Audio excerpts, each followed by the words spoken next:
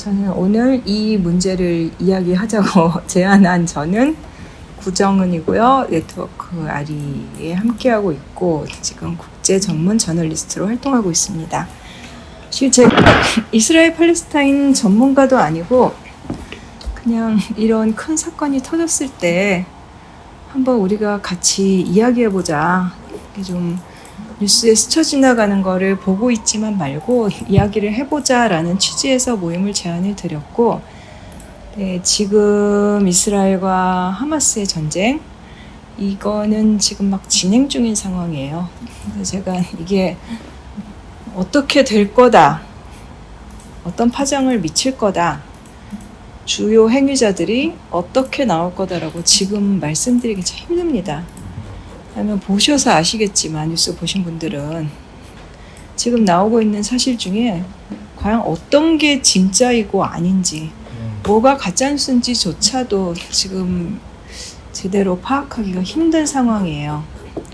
뭐 예를 들면 그때 그 하마스 어린아이 참수 보도 있을 수 없는 일입니다. 그거를 하필이면 미국의 굉장히 훌륭하지만 참 말 함부로 해서 설화를 많이 일으키는 조 바이든 대통령이 언급을 하는 바람에 문제가 커졌죠.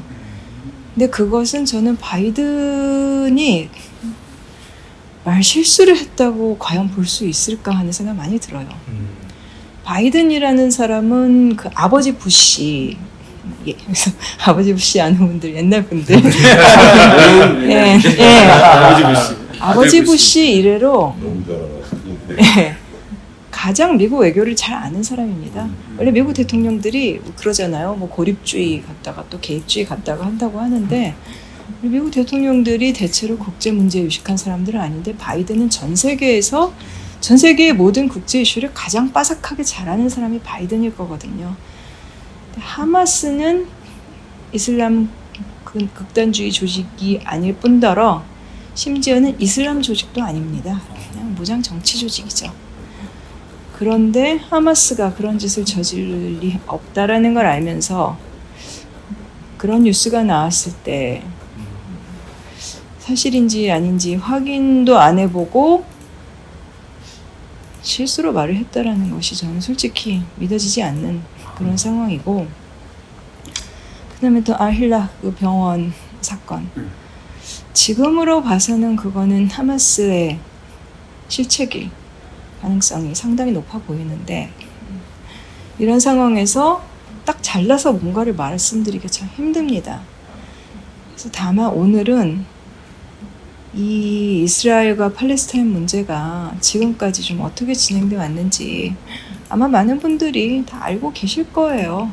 근데 그거를 한번 되짚어보고 이야기를 나누자는 것이고, 이번 사건 같은 경우 저는 하마스가 처음부터 잘못을 했다고 봅니다. 이유 여하를 불문하고 민간인들을 의도적으로 살상하는 것은 반인도 범죄고 전쟁 범죄입니다. 같은 기준이 이스라엘에도 적용이 돼야 되고요. 하마스가 어떻게 해서 그런 결정을 했을지, 결국은 가자 지구 주민들, 지금 이스라엘이 요단강 상황까지 공격하고 있는데 자기네 동료 시민들, 이 팔레스타인 사람들의 희생이 커질 걸 뻔히 알면서도 그런 선택을 한 이유도 잘 모르겠고, 좌절감이 너무 컸겠죠.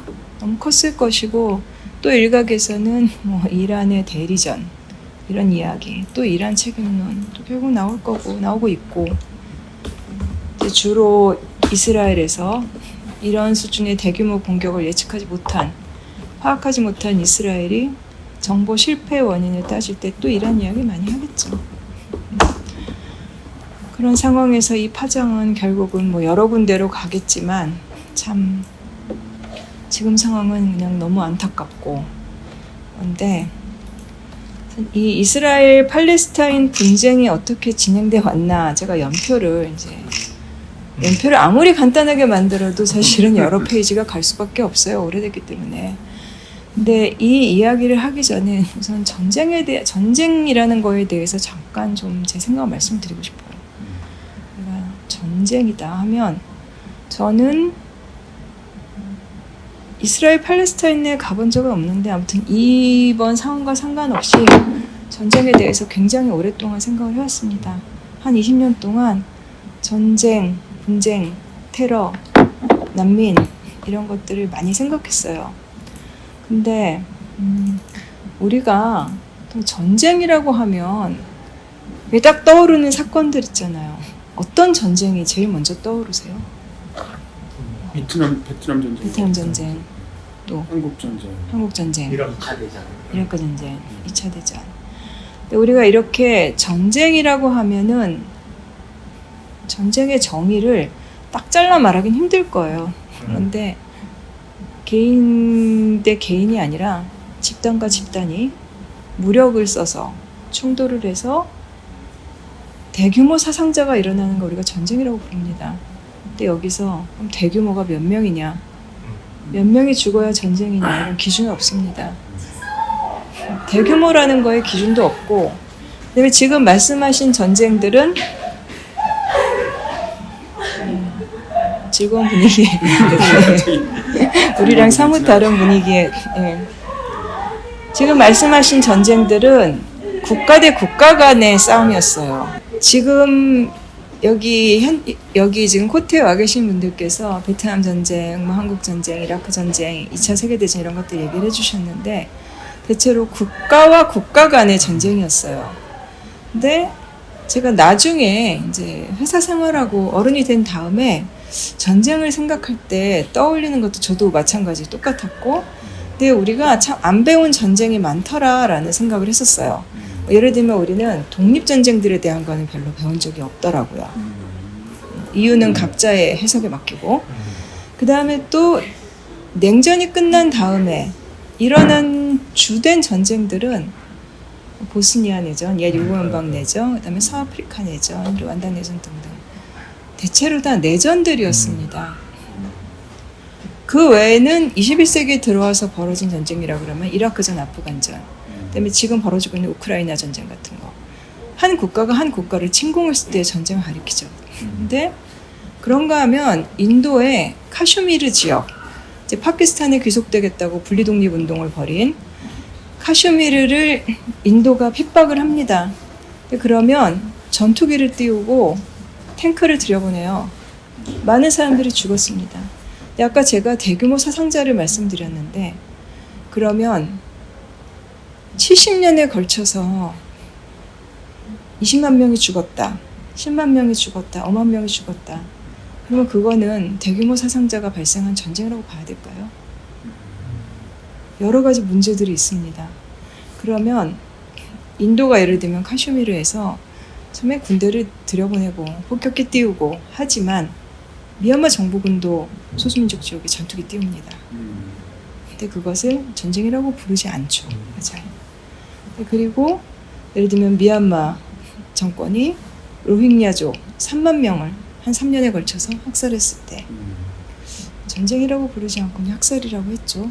근데 무력 대 무력으로 강하게 충돌한 거 아니었으니까, 한쪽이 일방적으로 당한 거였으니까.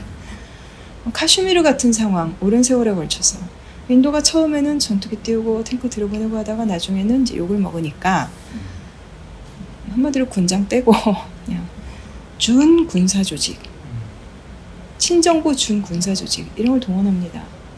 이런 상황, 분명히 전투기 뜨고 탱크 가고 그러면 우리는 전쟁이라고 인식을 해요. 전쟁의 대표적인 이미지잖아요.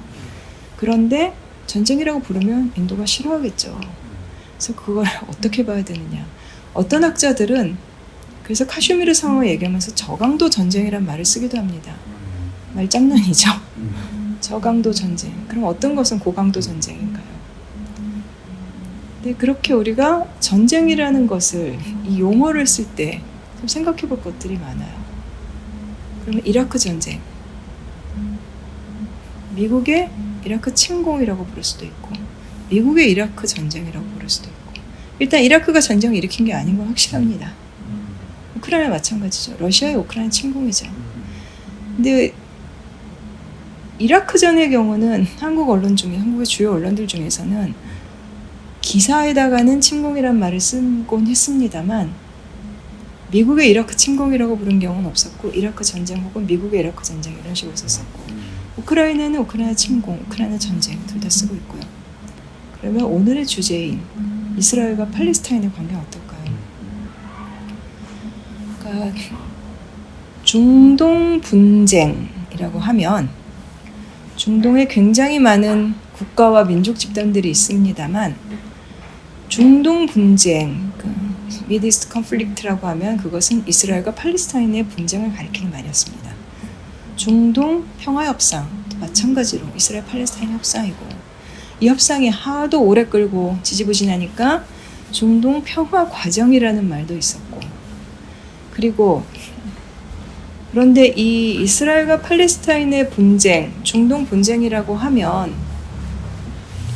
그렇게 되면은 이견이 있는 사안을 놓고 그래도 어느 정도는 대등한 집단들끼리 갈등을 겪고 있는 아까 말씀드린 전쟁의 정의랑 굉장히 다른 상황을 연상하게 되죠. 즉 그렇게 뭉뚱그린 표현을 쓸 때에는 이 가해자들한테 유리하겠죠. 그래서 이스라엘과 팔레스타인의 관계를 분쟁이라고 하면 또 전쟁보다는 왠지 피해자가 조금일 것 같은. 근데 그러다가 이 용어가 바뀌어서 전쟁이라는 용어가 등장하기 시작한 것이 2009년의 가자 공습, 가자 침공 때 정도였던 것 같아요. 지상군 투입하고 탱크로 밀고 들어갔으면 전쟁이죠. 그때는 이제 로힝야가 미얀마 정보군에게 당한 것과는 좀 다르게 하마스, 로켓포 이런 걸로 많이 맞섰고 그리고 지금 상황은 이스라엘 하마스 전쟁이라는 용어를 씁니다. 일단 팔레스타인 전체와가 벌인 일은 아니다라는 것을 명시해주는 효과가 있고 그래서 이스라엘과 하마스라는 이 충돌의 두 주체를 명시해주는 그런 의미가 있겠죠. 동시에 팔레스타인의 민간인들과 달리 이거는 전쟁을 일으킨 하마스는 극단 조직이다, 테러 조직이다 라고 하마스를 꼬집어서 팔레스타인과 분리시키는 그런 효과도 있겠죠. 두 측면이 다 있습니다. 그래서 이 연표로 들어가 보면 이것은 지금 그동안의 상황인데 많이들 아실 거예요. 영국이 이중 플레이 해가지고 사실은 이중 플레이도 아니었습니다. 겉으로만 그랬던 거고 그때 이제 그 팔레스타인 땅에 들어가서 살고 있던 19세기 말부터 대거 이동해 갔던 이 유대인들 이 사람들이 팔레스타인의 땅을 차지하기 시작했고 일각에서는 그럽니다. 아랍인들이 그때 땅 팔고 다 이사가지 않았느냐고. 근데 그때 뭐 판 사람도 있었겠죠. 빼앗긴 사람도 있었을 것이고 그냥 거기 살아왔던 농부들이었을 뿐이에요. 근데 한쪽에는 땅을 차지하겠다라는 의지를 가진 이주민 집단이 있는데 그들에게 강대국이 무기를 쥐어주고 있고 그래놓고 나서 저 농부들이 나약하고 게을러서 의지가 약해서 땅을 빼앗겼어라고 말하면 그 농부들이 너무 억울하지 않겠어요? 그랬던 상황인 것이었고 아무튼 이 이후에 기나긴 역사가 있는데 이 이스라엘 팔레스타인 문제에서는 중요한 것이 이 연표보다는 지도입니다. 이 예를 들면 우크라이나를 둘러싼 문제 같으면은 우크라이나가 독립한 이후의 연표, 구체적으로 국제사회와 뭐 핵무기를 없애기로 한 이후에 어떤 식으로 협상을 해왔고 어떤 과정을 거쳐왔고 이런 것들을 우크라이나 민주주의의 역사가 어떻게 됐고 이런 정황들을 아는 게 중요합니다만 이스라엘과 팔레스타인 문제에서는 지도가 가장 중요합니다. 뭐가 중요하냐면 여기서 보면 여기 이 요르단강 서안과 가자가 팔레스타인 땅인데 이 두 개가 분리되어 있다는 사실이 결정적으로 중요합니다. 여기에 이렇게 요르단강이 있죠. 여기가 사해가 있고 여담입니다만 제가 사해에 들어가 봤는데 정말 몸이 둥둥 뜹니다. 그런데 수영을 할 수는 없습니다. 사해의 물은 이미 포화 상태예요. 염분과 미네랄의 농도가 너무 진하기 때문에 여기 눈에 물이 한 방울만 들어가면 눈물이 한 바가지가 나옵니다. 그래서 물에 둥둥 떠서 이렇게 수영하는 건 불가능하고 이 물이 점점 포화 상태가 되는 것은 기후변화 영향도 있고 물을 계속 빼내서 쓰기 때문이죠. 이스라엘이 관계 농업한다고 여기도 뺐었습니다만 서한 사람들은 그 물을 빼서 쓰지를 못해요. 왜냐하면 이스라엘이 팔레스타인 사람들은 오물도 못 들게 하거든요. 그래서 그런 상황입니다. 아무튼 네, 둘로 떨어져 있어요. 근데 이 다시 연표로 돌아오면 팔레스타인 사람들 예전엔 여기 전체를 영국이 트랜스 요르단이라고 요르단강 양쪽을 트랜스 요르단이라고 불렀는데 나중에 요르단이라는 나라가 세워지고 여기 이스라엘이 건국이 되죠. 1948년에 이제 알 나크바 팔레스타인 사람들이 대재앙이라고 부르는 이제 그 사건입니다. 이스라엘의 건국을 나크바라고 불러요.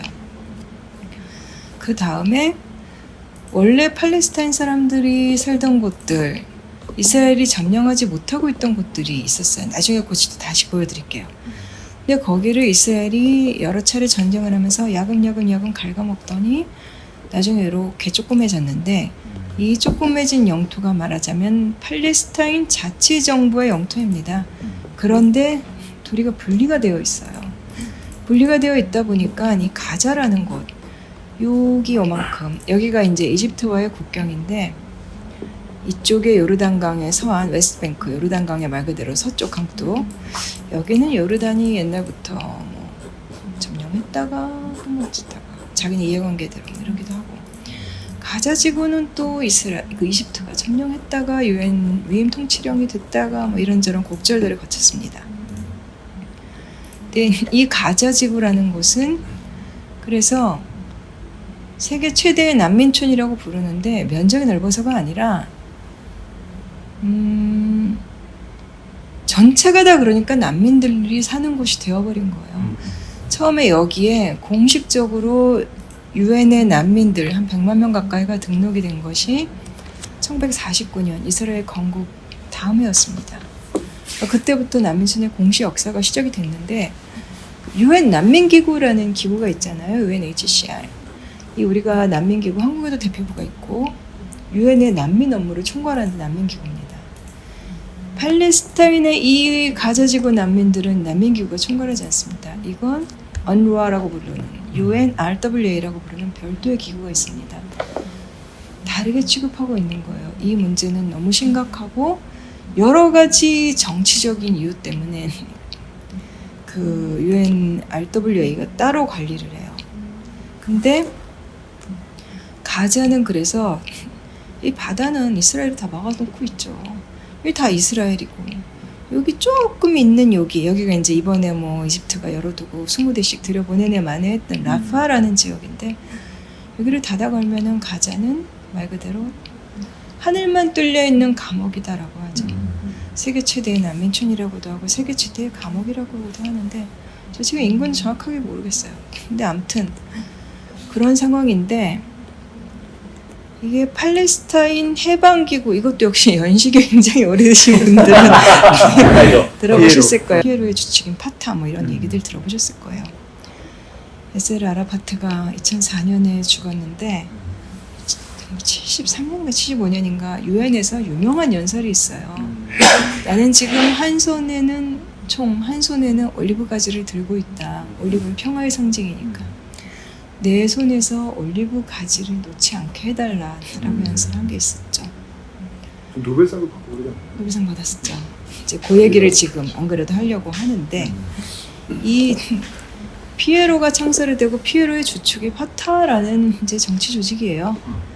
근데 그리고 나서 67년에 이스라엘이 3차 중동 전쟁, 6.1 전쟁이라는 걸 이제 일으켜서 당시에 팔레스타인인들이 살고 있던 곳까지 한마디로 가자와 요르단강 상황까지 다 점령을 해버립니다. 그래서 영어로 the occupation, O를 대문자로 쓰면 그것이 이 67년 이스라엘이 저지른 점령을 가리킵니다. 당연히 불법 점령입니다. 유엔도 누차 규탄했던 불법 점령입니다. 이 유엔 총회 차원의 결의였고 유엔 안보리가 이스라엘을 규탄하는 결의안을 채택하려고 할 때 상임위 이사국인 미국이 번번이 거부했는데 거기에 한 3나라, 4나라 정도 거부하는 나라에 한국이 끼었다라는 건 안 비밀이죠. 예. 그리고 이제 67년에 그래서 점령을 했었고 오랫동안 점령을 했습니다. 점령을 한 사이에 여기저기서 전쟁이 벌어집니다. 요르단이 있었고 요르단의 입장은 굉장히 근데 이걸 또 이중적이라고 말할 수 있을지 모르겠어요. 어느 나라나 다 자기네 이익대로 하는 거니까. 요르단이라는 나라는 국민의 60%가 팔레스타인계예요. 이번에 이 서방을 아주 CNN 인터뷰에서 맹비난했던 요르단에 정말 유명한 왕비가 있어요. 라니아 왕비라고. 엄청나게 똑똑하고 엄청난 미모로 유명합니다. 사진 좀 네, 찾아보겠습니다. 예, 라니아 왕비 워낙 유명해요. 사실 요르단은 라니아 왕비를 먹고 산다고 해도 과언이 아닐 정도로 워낙 똑똑하고 팔레스타인계거든요. 이 중동의 팔레스타인인들은 이 비유는 사실 적절치는 않은데 유럽 유대인들이 그랬던 것처럼 자기네 나라 없이 악으로 깡으로 열심히 살면서 자식들 교육 많이 시키고 장사 잘하고 그렇게 살아가는 걸로 유명하죠. 어떤 곳의 아랍인들은 똑똑하다 그러고 하는데 아무튼 요르단은 팔레스타인에 무슨 일이 일어나면 요르단은 내부 정세가 불안정해지는 거예요. 그래서 굉장히 민감합니다. 예전에 팔레스타인 게릴라들이 요르단의 털을 잡고서 옛날에 검은 9월달 사건, 뮌헨에서 이런 것들이 있었어요.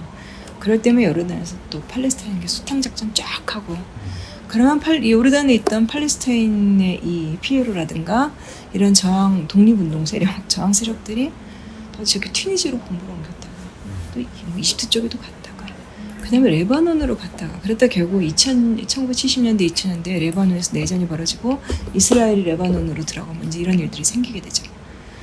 이제 그리고 나서 여러 차례 이런 일들이 있고 79년에 이집트가 이스라엘과 평화협정을 하면서 배신을 때리고 이집트의 그 사다트 대통령이 이제 암살당하죠.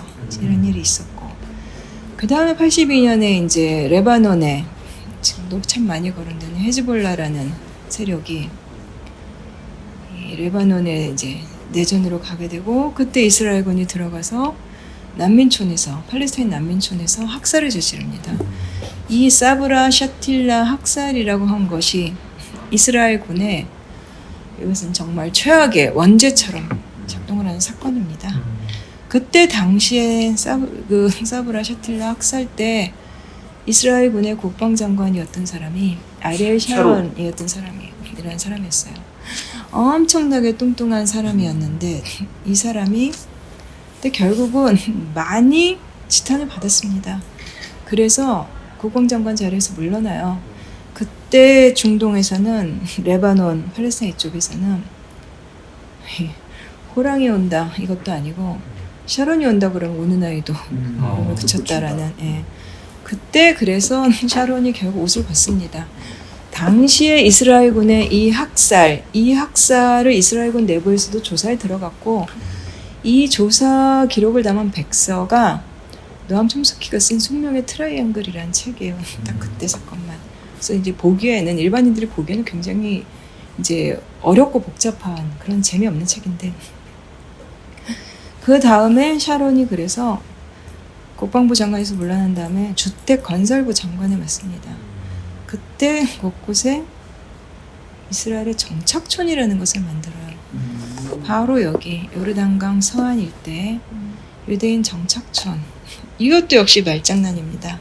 세틀먼트가 뭐가 해결된 것 같은 느낌을 풍기죠. 협정 같기도 하고 해결책 같기도 하고 정착촌. 점령촌입니다. 역시 유엔이 불법이라고 규정한 점령촌입니다. 근데 이 점령촌들을 만드는데 이 점령촌이라는 거, 정착촌이라는 게 어떤 거냐면 이스라엘은 중동의 자기네들 지금은 좀 아니지만 유일한 민주국가다라고 얘기를 하는데 내부 민주주의가 있습니다. 굉장히 정당이 난립하는 구조고 그래서 정치적인 분란이 말도 못하고 내부에 지금 극우파들 기승 부리는 것도 정당들 난립하기 때문인 거고. 그래서 이 네타냐후 같은 인간들도 굉장히 극우파들, 한 줌의 극우파들한테 끌려가는 측면이 많은데, 그러니까 그런 정치적인 불안을 말씀드리고자 하는 게 아니고, 이스라엘 민주주의의 한계라는 것은 그 나라를 세운, 그러니까 예전부터 이주해 가서 땅 차지하고 세웠던 사람들, 우리 어릴 때 또 역시 연식 오래된 분들이 다 알고 계시 키부츠 이런 것들. 왜 그런 걸 아는 거지 도대체? 어디서 배우는 거야? 그게 이제 약간 사회주의 성향이잖아요. 성격이잖아요. 그러니까 좌파 시오니스트들. 그들 이제 나중에 뭐 노동당 정권 뭐 이런 이스라엘의 뭐 지식인들 언론들. 근데 그들이 바로 동유럽에서 주로 건너갔던 유대인들인데 그들을 뭐 일단 아슈케나지 이런 이름으로 부르기도 해요. 근데 그 다음에 이 남유럽 남쪽 서쪽에서 들어간 유대인들이 있었어요. 이들을 세파르디라고 불러요. 이들이 이등국민이었던 거예요. 굳이 말하자면 아슈케나지들이 이제 좀 지식, 엘리트, 언론 뭐 이런 쪽들이었고, 팔레스타인인들 입장에서는 뭐 아슈케나지가 됐건 세파르디가 됐건 뭐 똑같은 이스라엘인들이지만 뭐 노동당이 잡건 누가 잡건 팔레스타인 핍박한 건 마찬가지라고 하지만 그래도 작은 차이라도 당하는 사람한테 큰 차이일 수 있죠. 나중에 그 세파르디들이 반격을 해서 이 아슈케나지들 물러터졌다 해가지고 그게 이제 그 네타냐후가 이끌던 리쿠드당 이제 이런 정당들이에요. 오늘 그때 70년대부터 이제 그 네타냐후는 그 뒷세대 사람이지만.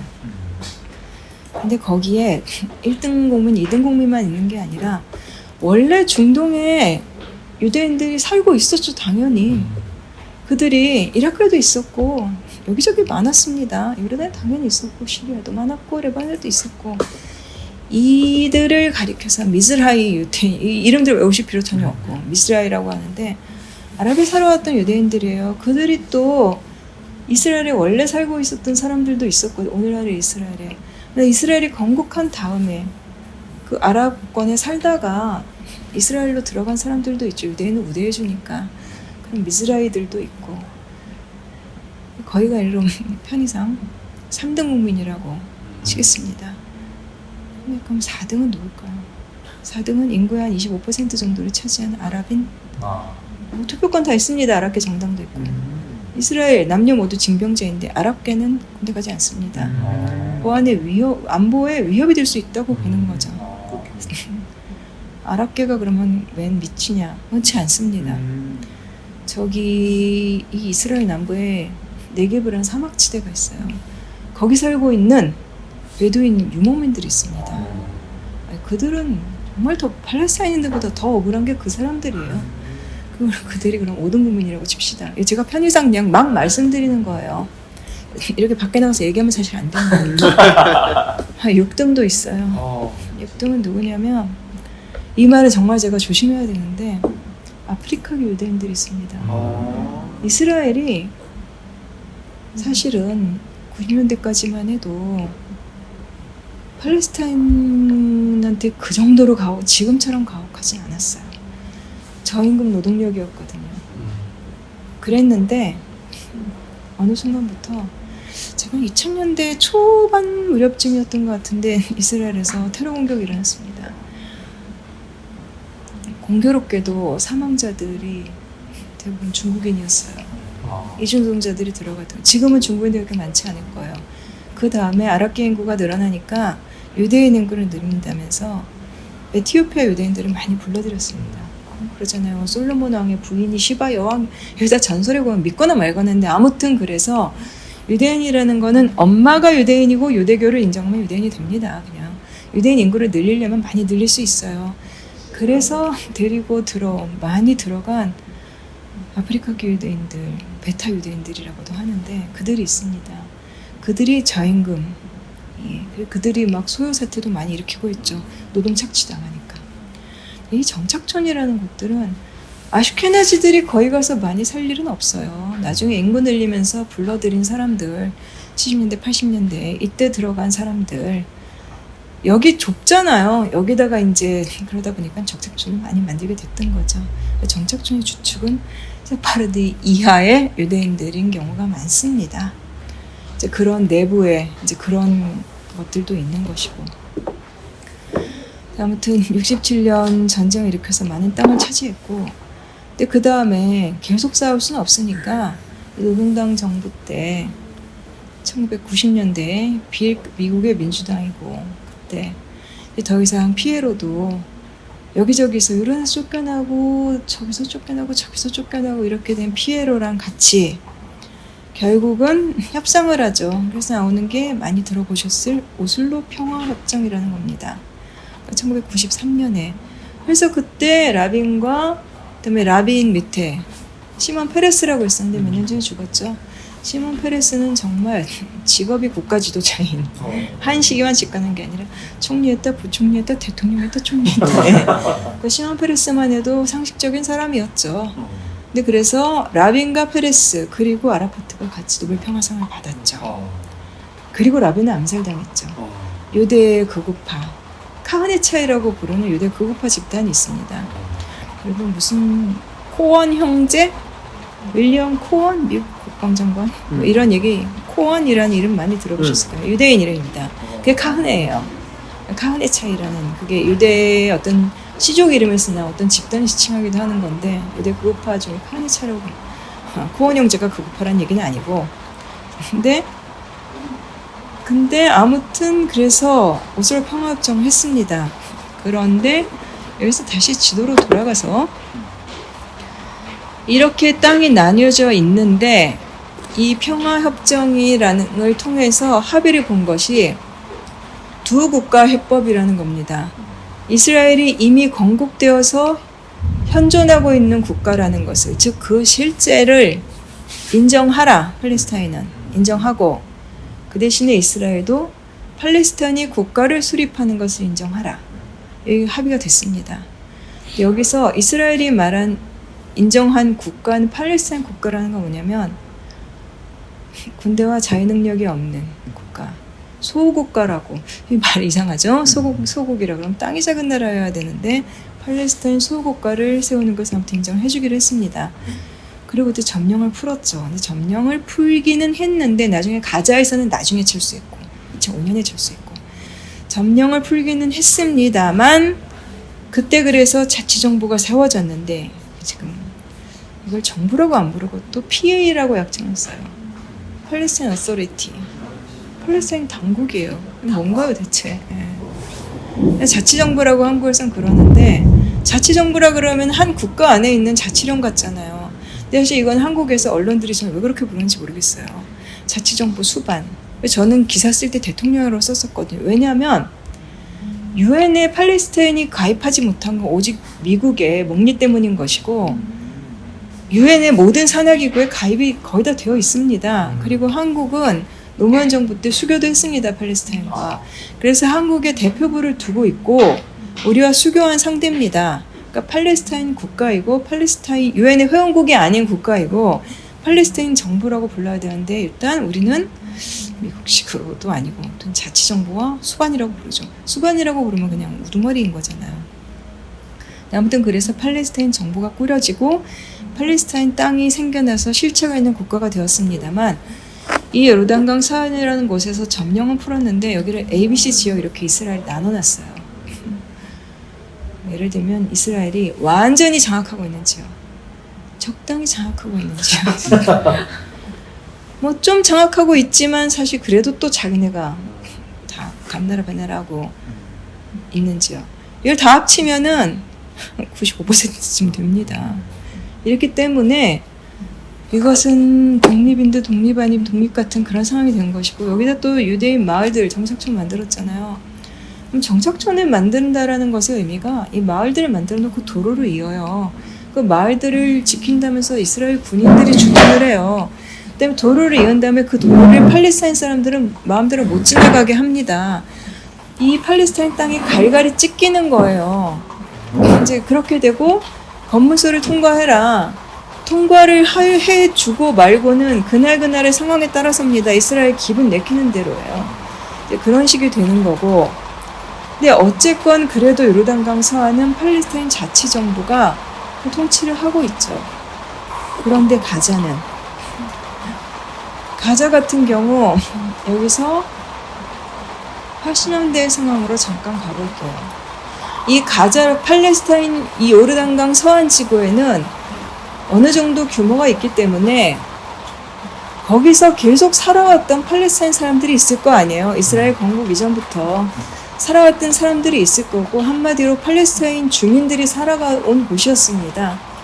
그런데 가자라는 곳은 거의가 이스라엘이 건국되는 과정에서 쫓겨 들어간 난민들이에요. 근데 이게 시간이 오래 흘렀잖아요. 하면서 난민 2세대, 3세대, 아마 4세대 이렇게 갔겠죠. 근데 그 사람들은 거기서 난민으로서 평생을 살아왔는데 이 중에 이제 60년대, 70년대, 80년대가 되면 거기서 태어나 자란 젊은 사람들이 있는 거예요. 난민이 아닌 팔레스타인인들의 삶을 상상할 수 없는 세대. 이스라엘이 건국되기 전에 자기네 땅에서 살던 팔레스타인들을 모르는 세대. 아버지도 난민이고 할아버지도 난민이고 이 세대들. 이 아이들이 돌을 던지기 시작해요. 이스라엘군한테. 이스라엘과 미국이 테러범이라고 부르는 폐타이어에 불 붙이고 시위하고 돌을 던지는 이 아이들이 저항을 합니다. 사실 팔레스타인 해방기구는 팔레스타인 외국에 망명해 있던 이제 예전에 그 팔레스타인의 명망가 집안들 출신이라든가 지식인들이라든가 이 외국에 나가 있던 망명자 그룹이 좀 주축이었어요. 근데 이 가자는 그게 아니라 여기서 뿌리 뽑혀갖고 왔는데 이제 여기밖에 모르게 된 오갈 곳이 없는 갇혀있는 이 난민들, 이 사람들, 그러니까 이 세대들이 돌을 들기 시작하면서 인티파다라고 부르는 이게 봉기란 뜻입니다. 이 저항운동이 일어나요. 이때 창설된 것이 하마스라는 저항 조직입니다. 하마스를 창설한 정신적인 지도자가 야신이라는 사람이 있었는데 이 거미손 야신 말고 야신이라는 사람이 있었는데 정말 옛날 사람. 근데 야신은 눈이 보이지 않는 장애인이었는데 2004년이었나 언제였나 이스라엘이 미사일 쏴서 죽여버리죠. 그것을 표적살이라고 부릅니다. 암살이죠. 근데 이 하마스가 창설이 됩니다.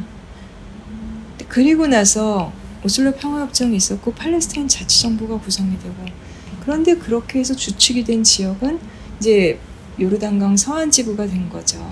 가자는 계속해서 난민촌으로 남아 있었고 이스라엘이 봉쇄해버리면 오도 가도 못하는 항상 인도적 재앙이 벌어지는 이제 그렇게 됐었고 근데 다시 지도로 돌아가서 오슬로 협정에서 해결되지 못한 이슈들이 있었어요. 이게 문제가 뭐냐면 이제 일단 독립국가를 건설하는 것은 인정을 해주기로 했다라고 합의가 됐는데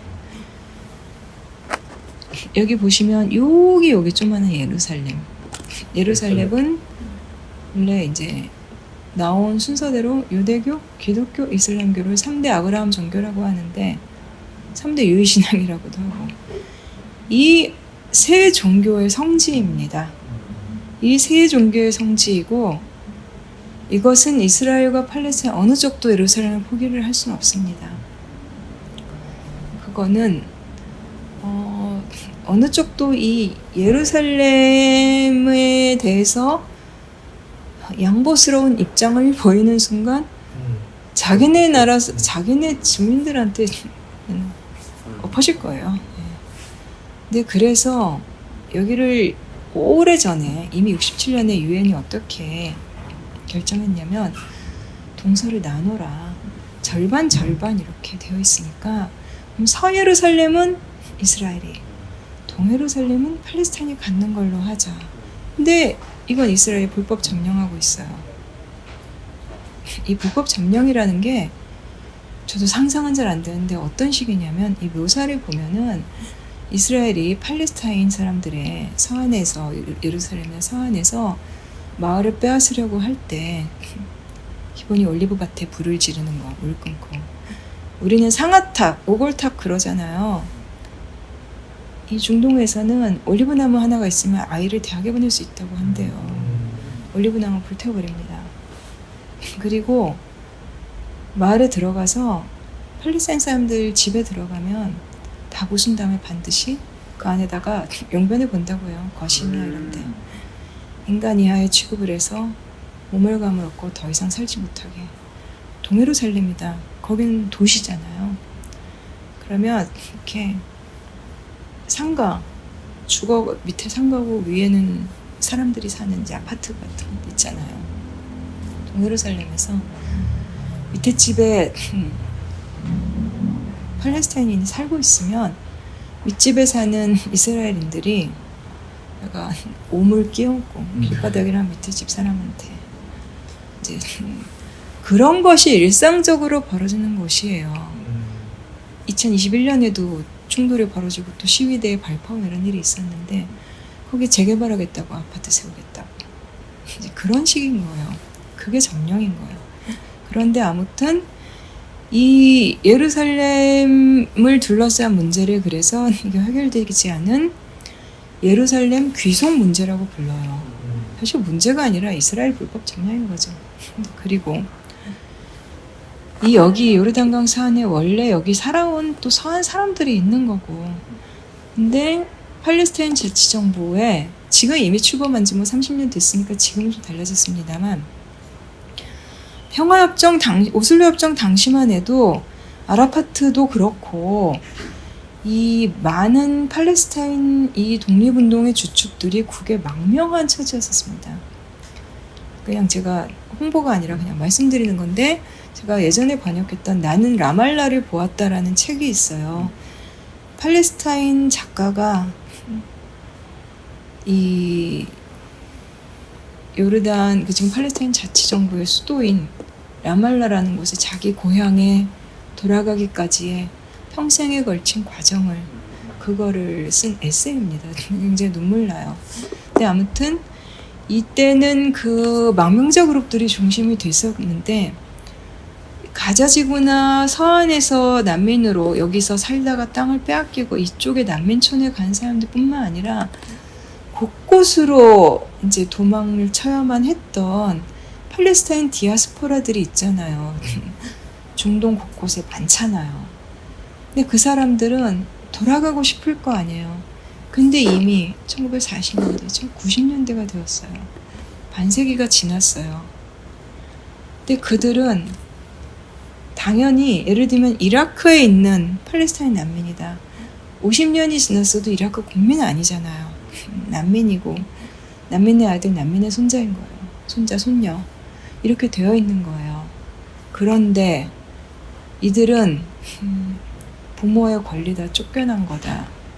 근데 그 사람들 숫자가 당시만 해도 250만 명이다, 300만 명이다. 나중에 계속 늘어나서 350만 명, 400만 명 이렇게도 이야기를 해요. 그럼 그 사람들에게는 자긴 이 땅으로 당연히 돌아가고 싶은 마음이 있겠죠. 많은 사람들에게. 지금은 또 모르겠습니다만 오슬로 평화협정 당시에는 그랬겠죠. 근데 여기 땅도 좁고 인구 밀도가 높은데 현실적으로 돌아가기 쉽지 않죠. 서안에는 서안 사람들이 살고 있는데 이것이 팔레스타인 난민들의 귀환권이라는 문제입니다. 이런 문제들이 아주 중요한 문제들이 해결이 되지 않은 상태였어요. 그런 상태에서 이제 아라파트를 대통령으로 하는 흔히 말하는 수반으로 하는 자치정부가 구성이 됐고, 근데 문제는 2004년에 이제 아라파트라는 명망가가 있었는데 아라파트가 죽었습니다. 이스라엘에 의한 독살설이 그때 많이 나왔었죠. 그리고 나서 지금의 마무드 아바스가 이제 대통령이 됐는데 원래 옛날에는 그 전에는 마무드 아바스라고 안 불렀었어요. 아부마젠이라고 그랬어요. 그때 쫓겨다니고 막 이스라엘의 암살 위협 이런 게 있으니까 가명으로 아부마젠이었는데 어느 날 이제부터는 마무드 아바스 본명을 쓴다라고 하더라고요. 근데 아무튼 이 마무드 아바스가 자치정부 수반이 됐는데 이제 2004년의 일이죠. 근데 그 다음에 2006년 5년이었나 6년이었나 선거를 합니다. 그때 민주적으로 선거를 했어요. 총선거를 치렀어요. 서한과 가자 둘 다 같은 나라니까 선거를 치렀는데 이때 사실 하마스가 무장을 하려고 그랬지만 무장력 보면 형편없었고 근데 그냥 무장 정치 조직이었는데 거의 정당화됐었어요.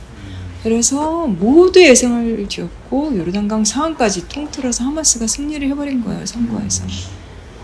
난리가 났었죠. 저는 굉장히 놀랐었는데 그랬더니 이때 사안의 자치정부 파타가 이제 그대로 정당화되어서 이 자치정부의 서안에 있는 자치정부의 주축이었었는데 이제 아바스와 아라파트와 아바스. 근데 그러면서 한마디로 여기에 그 파타의 이해관계와 하마스를 미워하는 이스라엘의 이해관계와 미국의 이해관계가 다 맞아 떨어진 거예요. 그래서 그거를 뒤집어 엎어버렸어요.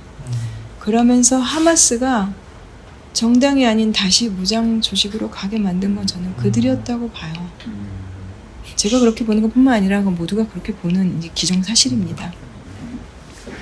그렇게 된 다음에 2005년에 이스라엘이 명목상 가자에서 철수는 했습니다만 군대를 빼내도 여기는 막아서면 끝입니다. 가자는. 이집트가 막아버리면 이집트가 분란이 일어날 때 막아버리거나 하면은 그냥 가자는 오도 가도 못하는 거예요. 그랬다가 이집트가 중동에서 뭐 좀 또 한 소리 해야겠다 싶으면 열어주고 이게 계속 반복되는 상황입니다. 근데 그렇게 됐는데 이제 그렇게 되면서 이제 이 둘이 따로 떨어져 있게 되면서 계속해서 가자는 점점 더 고립이 되고 그러니까 하마스가 그러니까 이 라파 쪽에 여기 땅굴을 파죠. 그래서 물건도 들여가고 뭐 무기도 들여간다고 하고 이집트가 어떤 때는 무기를 하고 어떤 때는 또 닫아 걸기도 하고 이런 상황이 계속 되어온 겁니다. 이제 그랬다가 이제 다시 2000년 무렵으로 제가 2년으로 달려주시는데 잘못된 겁니다. 2000년입니다. 자, 아까 그 정착촌이라는 것들을 마구 만들었던 학살을 저지른 다음에 국방부 장관 하다가 주택부 장관이 된 다음에 또 정착촌을 만들었던 아리엘 샤론이 2000년에 예루살렘에 있는 이슬람 성지를 일부러 가요. 당연히 저항을 촉발시킨 거죠. 그리고 이스라엘 내 극우파를 쇠를 결집하죠. 그래서 결국 노동당 정권을 몰아내고 집권을 합니다. 이때 2차 인티파다라는 것이 일어납니다. 그때부터 근데 그때 그러고 나서 미국이 2001년에 아프간전 2003년에 이라크전 하면서 엄청 시끄러웠잖아요. 근데 그때 미국은 그 부시 행정부는 당연히 이스라엘 편이었고 이스라엘은 그때 세계의 눈이 딴 데 쏠린 시기에 정말 못된 짓 많이 했었어요. 2차 인티파다 때 몇 년에 걸쳐서 참 많이 죽였습니다. 그래서 아까 여쭤본 거예요. 몇 년에 걸쳐서 많이 죽인 거는 많이 죽인 걸로 추산이 될까 안 될까. 근데 그리고 그때 뭐 미국인가 영국 구호요원을 진짜 등짝을 불도저로 이거 포크레인으로 찍어갖고 죽이기도 하고 UN 직원을 갖다 등뒤 총사 죽이기도 했었어요. 네. 이스라엘 나중에 가자 공습 때는 UN 본부도 폭도하고 많이 그랬어요. 근데 아무튼 2차 인티파다가 일어나고 샤론이 집권을 했습니다. 안타까운 것이 그 나쁜 샤론이 말기에는 나름의 결자 해지라고 해야 되나? 자기 나름으로는. 그래서 마음을 좀 먹었던 것 같기는 해요.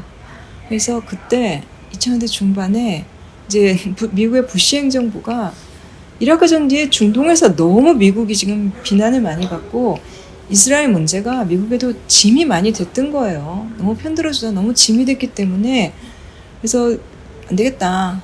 그래서 어느 정도까지는 그래도 약간은 눌러놓자 해가지고 중동 평화 로드맵이라는 걸 만들어보긴 했습니다. 그래서 억지로 밀어붙여서 더 화해해라라고 하려고 했었고 그 뒤에 이제 아리엘 샤론이 했던 게 뭐냐면 이 서안에서 정착촌 중에서 좀 별로 쓸데없는 건 없애버리고 내주고 팔레스타인 줘버리고 이스라엘에 꼭 필요한 정착통들만 남겨가지고 이거를 원래 유엔이 요구한 거는 67년의 경계선으로 돌아가려 하는데 그게 아니라 자기네 원하는데 이렇게 들쭉날쭉 원하는데 집어넣고 필요한 데 내주고 해서 이스라엘의 현실 영토로 기정사실을 하자 그래가지고 분리장벽이라는 걸 만들어요. 거대한 콘크리트 장벽을. 이제 그거 당연히 그 유엔에서 안 된다고 했던 거고. 근데 그래서 그때 뭐 무슨 이스라엘 그 유대인 정착민들이 좀 웃긴데 나라 잃은 사람들처럼 자기네 팔레스타인 땅에서 나가게 됐다면 울고불고 난리도 아니었어요. 뭐 샤론 정권에 저항한다면 근데 아무튼 샤론은 그때 어쨌건 무언가 나름의 스테이터스 쿠어 그 현상을 만들어 놓으려고 했던 것 같기는 해요. 근데 샤론이 굉장히 뚱뚱했거든요. 뇌졸중으로 쓰러져 버려요. 그래서 그때 샤론이 그래도 이스라엘의 최악의 강경파였던 샤론이 무언가를 풀려고 했던 것 같은데 끝나버렸어요. 그 다음엔 이스라엘이 내부적으로 그냥 내부 정치가 복잡해서 막 이리저리 갈팡질팡하면 무언가가 잘 되지를 않았어요. 어떤 것도. 그랬다가 2006년에 레바논의 헤즈볼라가 그건 뭐 복잡한 지금 생략하겠지만 레바논 내부의 상황으로 인해서 이 하마스와 이제 굉장히 친숙하기도 하고 그랬던 레바논의 헤즈볼라라는 거기도 원래 이제 무장 정파였다가 정당화 됐었는데 뭐 여러 가지 곡절이 있었고 헤즈볼라와 레바논 사이 그 이스라엘 사이에 전쟁이 벌어지고 그 다음에는 이제 하마스가 2009년 요때 또 이스라엘과 충돌을 벌이죠. 그 사이에 사실 무슨 일이 있었냐면 미국이 이라크를 침공해서 이라크를 무너뜨리는 바람에 결과적으로 큰 줄거리 하나 말씀드리면 오히려 힘의 공백이 생기면서 중동에서 이란의 힘이 강해졌고 그래서 이란이 흔히 말하는 뭐 이른바 그 시아파 벨트 그래가지고 쭉 그 이라크, 이제 시리아, 레바논까지 이어지는 끝에 하마스까지 가는 이제 뭐 각종 거기에 친이란계 조직들을 뭐 지원했다라고 하는데 그거는 사실 절반의 진실이고요. 뭐 그 이란이 세력을 확대하려고 한 거는 맞긴 맞습니다. 몇 년 전에 트럼프 정부가 그 책임자였던 이란의 가슴 솔레이마니 장군을 이라크에서 암살해버렸죠. 이제 미사일 쏴가지고. 근데 뭐 아무튼 그게 뭐 이란의 공작을 꼭 됐겠어요. 이란이 지원을 해준 거는 분명 사실이긴 합니다만 거기에 이제 그 미국과 특히 이스라엘 팔레스타인 문제도 그렇고 미국이 저질러온 그 일방적인 행태, 그 횡포에 반대하는 많은 이런 실질 그 여론과 그것들을 기반으로 활동하는 정치 조직들이 있었기 때문에 이란이 세력을 확장할 수 있었겠죠. 근데 아무튼 그러는 과정을 거쳐서 헤즈볼라와 하마스가 무장력이 많이 늘어난 거는 사실은 사실이에요. 드론 같은 거 굉장히 많이 생겼고 하니까 그거 이란 드론이라고 또 맨날 주장하는데 맞을 거예요. 근데 이란의 드론 기술 그거 옛날에 이스라엘이 많이 만들었던 드론 그거 입수에다가 이란이 많이 개발했던 거예요. 드론 기술 자체가 그랬던 거고 그건 또 딴 얘기지만 그리고 나서 이스라엘은 그 뒤로는 예전에는 이제 이스라엘이 이스라엘에 뭐 하아레츠 이런 좀 괜찮은 언론들도 있었고 또 이스라엘에 이제 지식인들 내부에 비판하는 사람들이 많이 있었어요. 그래서 이스라엘군이 팔레스타인에서 저지르는 많은 나쁜 짓들을 많이 알린 게 사실은 이스라엘의 그런 양심적인 목소리였습니다. 그래서 무슨 나쁜 짓 하면 항상 그런 주요 언론이나 이런 데서 많이 그거를 비판을 하고 그럼 또 한쪽에선 그러죠. 저 좌파 엘리트 지식인 이제 그런 내부의 배신자들 노동당 지지자들 이러면서 또 좌빨 논쟁처럼 이러기도 하고 근데 그랬다가 또 오랫동안 이스라엘 언론을 봐왔지만 한 2000년대 중후반에 거치면서부터는 내부에서 그런 목소리들이 사라집니다. 그러면서 나중에는 이제 외부에 이제 그러니까 유대인이라는 것과 유대계라는 것과 다른 나라에 사는 이스라엘 국민이라는 분명히 다른 정체성이잖아요. 연결이 되어 있다고 하더라도. 그래서 다른 나라에 사는 이제 유대계 지식인들도 굉장히 이스라엘 많이 비판을 하고, 그 다음에 이제 이스라엘 내에서도 이스라엘 이게까지 하면 안 된다 목소리들이 많았는데, 어느 날부터 그게 사라지더니 나중에 한 2000년대 중후반 되니까 이스라엘은 이제 미쳤느냐, 정상국가가 아니구냐라는 목소리가 굉장히 많이 나왔어요. 유럽도 학을 뗐죠. 이거는 안 되겠다. 이거 저쯤 되면 저건 미친 거다.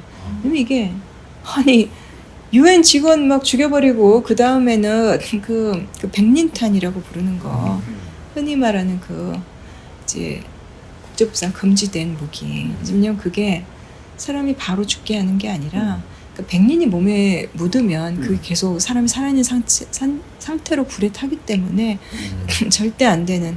백린이라는 게 뭐예요? 그러니까 인 중에는 황린, 정린, 백린 등등이 있는데 그 중에 백린이라는 물질이에요. 옛날에 보면은 성냥팔이 소녀가 성냥호 불던 시절에 성냥 공장에서 일하던 여공들은 사실은 거의 다 가난해서가 아니라 인 중독으로 죽었다고요. 백린이를 굉장히 인체로 쓰면 안 돼. 지금은 어떤 것에도 사실은 산업적으로 쓰이면 안 되는 물질입니다. 이거 백린탄이라고 금지된 거예요. 가자 침공 때 2009년에 썼었고 이번에도 썼다고 지금 워싱턴 포스트에서 비슷한 동영상. 예.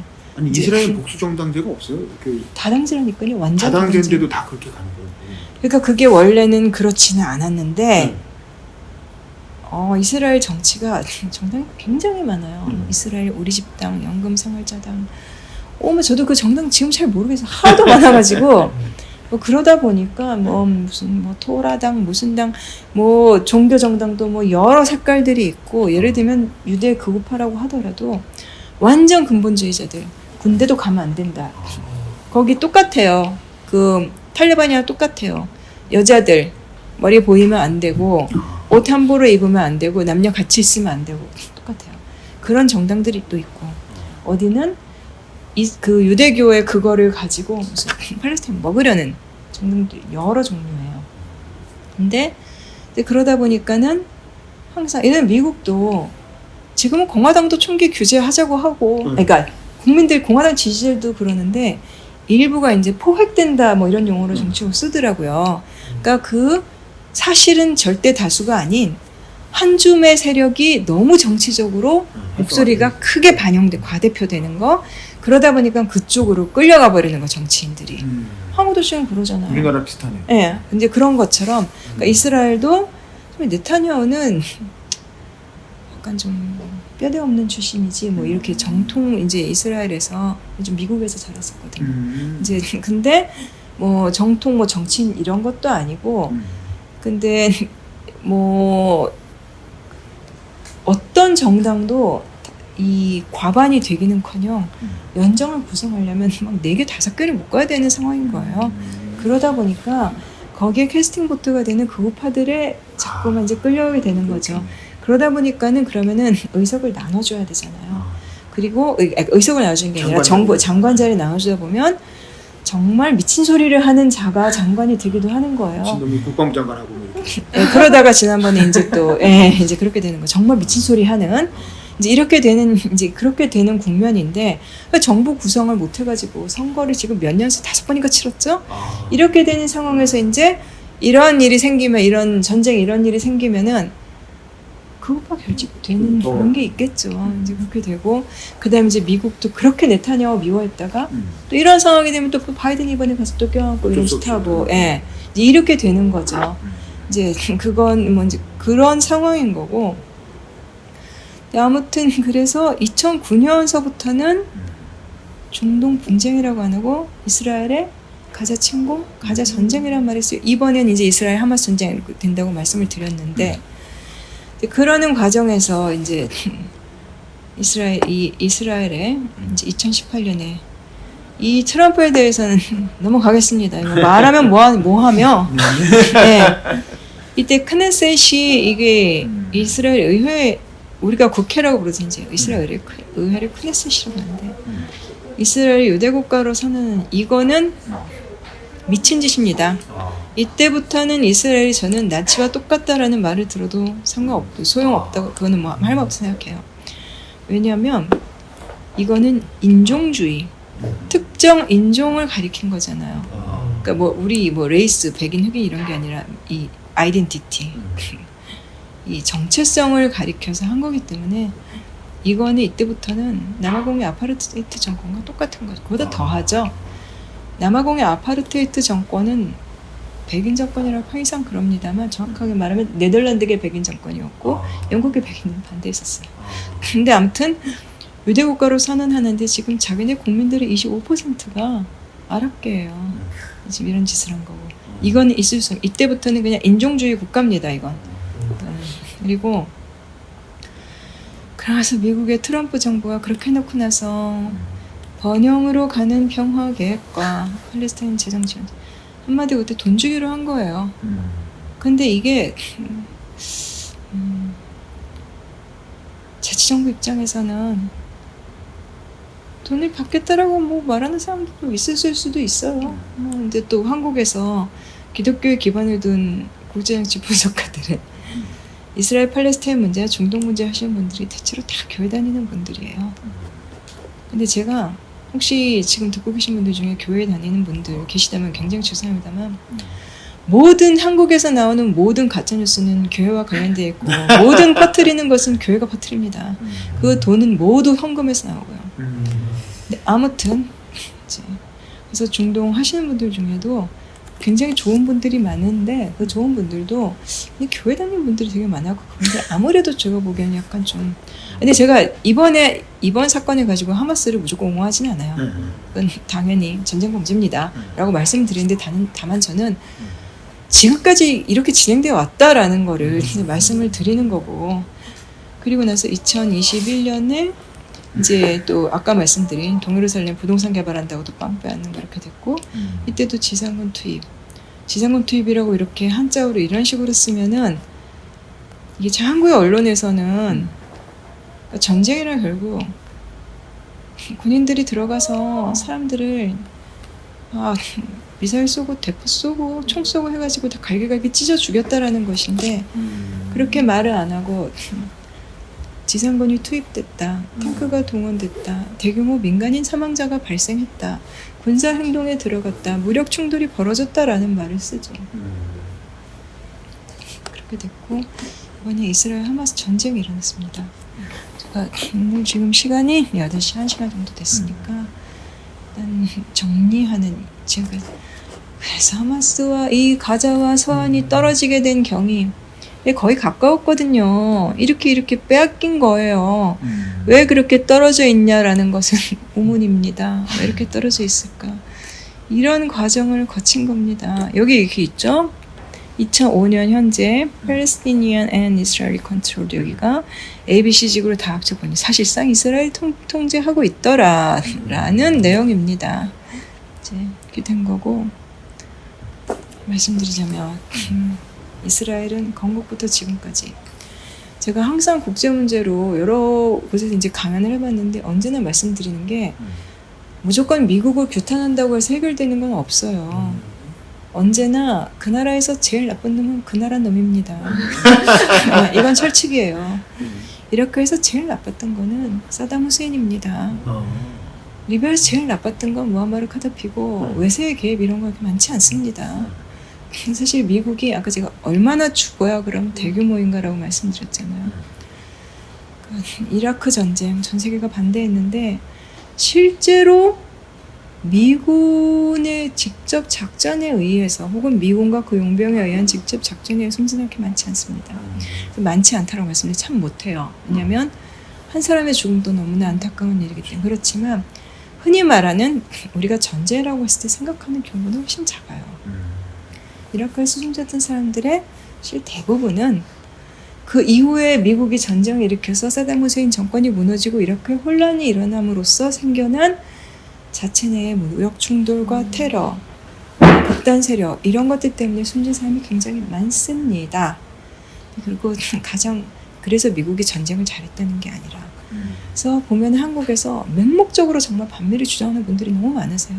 뭐만 나오면 미국의 원죄다 이런 분들이 너무 많고 그런 분들은 심지어 우크라이나가 저렇게 공격을 당해도 미국과 우크라이나의 뭐 죄다 이런 말도 안 되는 소리 하시고 심지어 사실관계를 뒤바꿔서 거의 뭐 한국전쟁 북침사 수준의 것을 주장하시는 분들도 많이 계시고 그런데 그래서 저는 근데 세상에서 미국이 그렇게 나쁘다고 하면 미국만 사라지면 전 세계 모든 문제가 풀릴 수 있다라고 하면 얼마나 편하겠어요. 그래서 미국을 규탄하는 것은 아주 디테일한 상황을 거론할 수 없다면 그런 건 진짜 하나마나한 소리예요. 아프리카의 문제를 가지고 유럽의 식민지의 원죄다라고 하는 것도 마찬가지입니다. 너무 옛날 일이에요. 그 아프리카 사람들이 오히려 자율성을 무시하는 거예요. 국가들의 주체성을. 그러나 이스라엘 팔레스타인 문제에서만큼 예외입니다.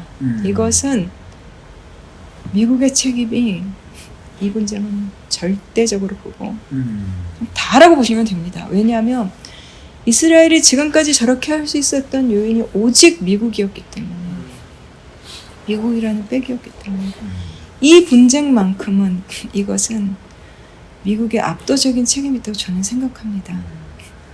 그래서 하마스가 이스라엘 민간인 1,400명을 죽인 것까지 미국 잘못이라는 건 아니지만 결국 그래서 이번 일은 어디로 갈 것이냐 모르겠어요. 저도 이 사건의 파장이 어느 정도로 갈지. 이미 여러 차례 전쟁이 있었고 많은 사람들이 죽었습니다. 근데 저는 많이 죽는다라는 것의 규모 잘 모르겠어요. 지금 뭐 이스라엘에서는 1,400명이 죽었다고 하고 팔레스타인에서는 몇 명이 죽었는지 정확하게 모르지만 뭐 3,700명 나왔다가 4,000명 나왔다가 지금 하는 것 같은데 이 말이 좀 굉장히 아주 듣기 싫은 말이지만 바디 카운트라는 말이 있어요. 이게 그러니까 전쟁에서 몇 명이 죽었는지를 어떻게 아느냐. 대체로 옛날의 전쟁들은 보통 추산을 하죠. 그러니까 전쟁이 일어나지 않았다면 인구 증가율과 여러 가지 것으로 봤을 때 몇 명이어야 되는데 몇 명으로 줄어든 걸로 봐서 이거는 그만큼이 사라진 거다. 이제 이런 것들이 있죠. 근데 그리고 뭐 아프간전, 이라크전 상황에서는 이미 인터넷 시대가 되어 갔기 때문에 그때부터는 이제 민간 단체들, 시민 단체들 예를 들면 밖에 나가 있는 아프간인들이라든가 뭐 중동 사람들 이런 사람들이 현지 보도라든가 이런 나온 걸 보면서 이거를 뭐 전쟁 사망자들을 셉니다. 뭐 테러나 이런 것들로 죽은 사람들 숫자도 세고. 그런데 이제 그 미국에서는 예전에 그 이라크 이 중동 전쟁을 담당했던 게 미군 중부사령부인데 중부사령부 사령관이 했던 말이 있어요. We don't do body count였나? We don't do count bodies였나? 우리는 세지 않는다. 적들의. 그러니까 한마디로 이라크 사람들이 얼마나 죽었는지는 시인의 숫자는 세지 않는다는 말이 있어요. 바디 카운트는 하지 않는다는데 가자지구 같은 경우도 지금 사실 그 팔레스타인 보건부의 발표만으로 듣는 거기 때문에 정확한 숫자 알 수 없습니다. 인구 통계 자체도 정확하게 알 수 없는데요. 근데 그래서 아까 제가 이번 건은 전쟁이라고 말씀을 드렸는데 우리 전쟁 그랬을 때 그러면 뭐 몇천 명 숨진 거 굉장히 적게 들릴 수 있어요. 전쟁이다라고 하면 그 전에 전쟁들 최소한 몇만 명, 몇십만 명씩은 아까 한국 전쟁, 베트남전 2차전 생각해 보면 이제 그런데 아무튼 이번 근데 지금의 국면으로 봐서는 분명히 전쟁이고 지금 그 다음에 이스라엘이 그 가자지구는 뭐 지상을 들여보내는 얘기고 하마스를 씨를 말려버리겠다라고 하고 있는 것 같고 요르단강 서안 이스라엘의 논리 들으려면 요르단강 서안을 왜 공격하나요? 근데 아무튼 공격하는 걸로 봐서 완전히 이번에 팔레스타인을 그런 멸망 아니더라도 거의 그 정도 수준의 자치 정보도 목걸이 정도 수준으로 아니면 완전 쪼그라들게 만들겠다라는 알 수 없지만 지금으로 봐서는 그러지 않고는 서한까지 공격할 이유가 없으니까. 근데 그렇게 된 거고 근데 지금 만약에 그러니까 이 이란의 대리 전쟁 프락시 워 얘기가 많이 나오는데 뭐 이란이 지금 그렇게까지 개입할 뭐 이란 제코가 적자라서 그렇긴 합니다만 이게 항상 그 확전 이야기가 나오는 게 여기 요거를 여기 여기에 이제 헤즈볼라가 레바논이란 곳에 여기 헤즈볼라 이쪽에 있고 이 골란고원 이거 원래 시리아 땅인데 이스라엘이 불법 점령한 다음에 역시 67년 불법 점령한 다음에 유엔이 내주려고 했는데 안 내주고 있죠. 골란고원이고요. 이렇게 되고 여기 이제 가자가 있고 이렇게 되면 이제 여기서 뭐 시리아는 지금 가만히 있을 거고 여기서 이제 분란이 일어날 수 있겠죠. 여기서는 이렇게 되면 약간 또 들썩들썩 하면서 이제 그렇게 될 거고 그러니까 뭐 이게 뭐 잘못하다 국제전이 되는 거 아니야라고 하는 거 그 위에 있는 헤즈볼라 문제 이제 그런 거고 헤즈볼라 옛날에 2006년 전쟁 때 이스라엘을 이겨가지고 완전히 기스등등했었는데 그 다음에 시리아 내전에서 독재정권 편을 드는 바람에 완전히 중동에서 또 신망을 잃었죠. 아랍과에서 그러면 안 되는 거죠. 그런 상황이었고 이제 이거는 팔레스타인 문제는 당연히 중동 반미 정서의 핵심이고 미국의 이거는 전 세계에서 도덕성의 치명적인 약점입니다. 이거는 누구도 부인할 수 없는. 그렇기 때문에 하마스가 처음에 공격을 한 거 모두가 규탄을 했죠.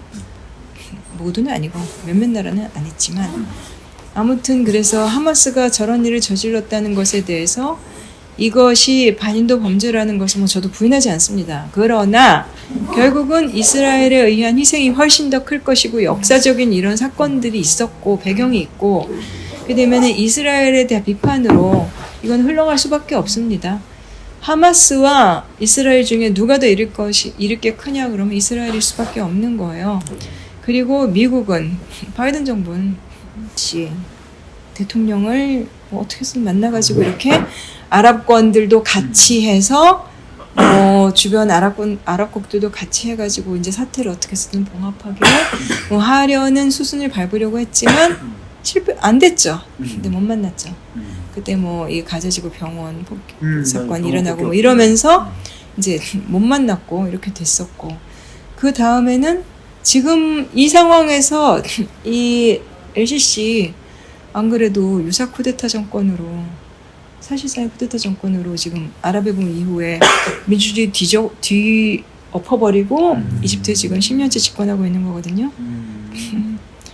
거기 이 이스라엘 중간에서 뭐 중재 어쩌고 하기 쉽지 않을 거예요. 당장 사우디가 원래 그 트럼프 시절부터 지금 아랍권하고 이스라엘하고 수교하고 있잖아요. 근데 그 핵심은 그래서 이집트는 79년에 수교한 거고 그래서 언제 사우디가 수교할 거냐가 관건이에요. 그런데 이제 사우디가 이렇게 되면 이스라엘하고 수교는 당분간은 어렵죠. 사우디 그러면 그렇다가 왕정이 뒤집히면 근데 사우디에서 쉽지는 않아요. 아마 그거는 늦춰질 게 뻔합니다. 그렇게 되고 근데 그다음에 이제 유럽은 정말 회원국이 27개국이면 이스라엘 팔레스타인 문제에 대해 27개의 입장이 있습니다. 때문에 사건 나고 나서 바로 이스라엘 굉장히 유럽은 그래도 팔레스타인에 동정적이었죠. 어저께였고 그랬는데 이제 하마스가 이렇게 공격하면서 굉장히 유럽이 당황했는데 지금 유럽연합 집행위원장이 그 폰데르라이엔이라고 독일 국방장관 출신이죠. 그래서 처음에 이 사건 나고 나서 곧바로 10월 7일에 이제 하마스 공격이 있은 다음에 유럽연합이 바로 규탄을 했는데 그 다음에 폰데르라이엔 위원장이 팔레스타인으로 가는 유럽연합의 원조를 중단하겠다라고 말을 했었어요. 근데 지금 가자 지구에 이렇게 인도적 재앙이 벌어지고 있는데 그 얘기는 뭐냐면 그러면 팔레스타인에 돈 보냈더니 테러 집단 하마스에 갔다라는 이스라엘 논리를 되풀이한 거예요. 유럽연합 위원장이. 그래서 그거에 비난이 밑발치니까 더구나 지금 그 외교 대표가 지금 아마 스페인 사람일 거고 또 그 유럽 의회도 그렇고 거기 또 프랑스 의원일 거고 그들 내부에서도 이 유럽연합 최고위 지도부에서도 왜 이렇게 함부로 말하느냐. 그 결국은 나중에 18일인가 언젠가 공동 성명을 다시 냈는데 이 야만적인 공격을 규탄하고 이스라엘은 국제적인 인도법을 지켜라라는 선에서 이제 봉합이 됐는데 이제 앞으로 근데 어떻게 될지 모르고 그 다음엔 뭐 보니까 미국의 초당파 의원단이라고 하는 것은 즉 민주공화 양당 포함한 의원단이 척 슈머 그 공화당 원내대표랑 같이 해갖고 얼마 전에 중국을 갔는데 그 중국에서 신화통신 나온 거 보니까 미국 의원들이 와가지고 중국이랑 이스라엘 하마스 문제로 대화를 하자고 해놓고서는 우리더러 중국더러 이스라엘을 지지하고 하마스를 규탄하라고 압력을 넣었다. 지금 이 사달을 만든 게 누군데 하면서 미국을 맹비난한 다음에 중국의 이스라엘과 팔레스타인 양측의 오랜 버신 우리의 특사가 곧 관련 당사국으로 갈 것이다라고 했고 자이진 대사가 갔어요. 그 자이진이라는 중국의 특사는 제 양력을 찾아보니까 그 80년대부터 그 중국 외교부 이제 정통 외교관인데 중동 문제만 계속 다뤄왔던 진짜 베테랑인데 가서 뭐 중국이 할 수 있는 게 많지는 않을 거예요. 많지는 않지만 미국이 지금 유럽은 뭐 아니고 미국이 할 수 있는 것도 너무 없기 때문에 미국이 지금 중국한테 너희가 이란을 설득해서 어떻게 좀 해봐라라고 지금 미국이 얘기를 한 거 보고 미국이 이제 중동에서 말빨이 안 먹히니까 이제 중국한테라도 하고 있는데 찾긴 힘들 텐데 주변국들은 모두가 다 이 사태가 그러니까 이 인도적 재앙 때문에라도 어떻게 해서든 빨리 돼야 되지만 빨리 끝내야 되는 상황인 게 맞아요. 주변의 이익을 봐서 미국 바이든 당연히 이거 오래 가면 안 되죠. 중국도 당연히 오래 가면 안 되고 뭐 중국은 이제 1대1로 등도 열심히 막 해보려고 했다가 우크라이나 전쟁 때문에 그 코로나도 있었고 우크라이나 전쟁 이런 것 때문에 인프라 재산 투자 막 이렇게 하려고 했던 거 돈 굉장히 많이 손해를 봤다고 하고 이익까지 터지면 안 되고 다 마찬가지예요. 이란도 마찬가지고 중국 중재로 올 봄에 이란이 모처럼 사우디랑 화해하겠다라고 한 상황이었었거든요. 그랬는데 지금 이렇게 되면 서로 간에 모두가 안 좋아요. 그러면은 빨리빨리 압박을 해서 어떻게 해서든 그 압박은 누굴 압박해요? 결국은 이스라엘을 압박해서 공격을 중단하게 해야 되는데 지금 그 유엔 결의안 또 미국이 비토놨죠.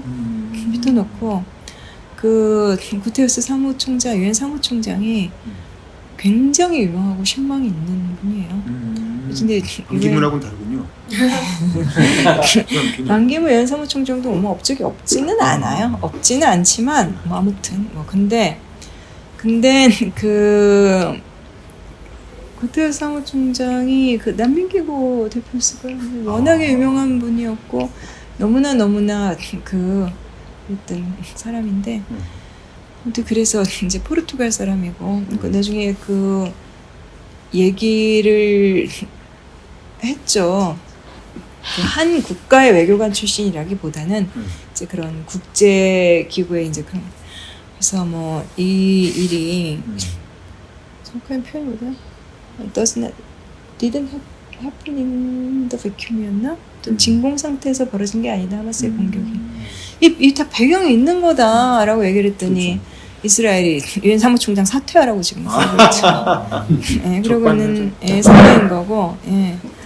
지금 근데 미국이 이 바이든 정부가 미국 대선하고 근데 자국 내 이제 그 눈치 보느라고 이렇게 하는 한 계속 너무 그러니까 제 무덤을 파는 거는 미국 바이든이 제 무덤 파는 건 상관이 없는데 가자 지구를 팔레스타인 사람들의 무덤으로 만들고 있는 게 지금 문제죠.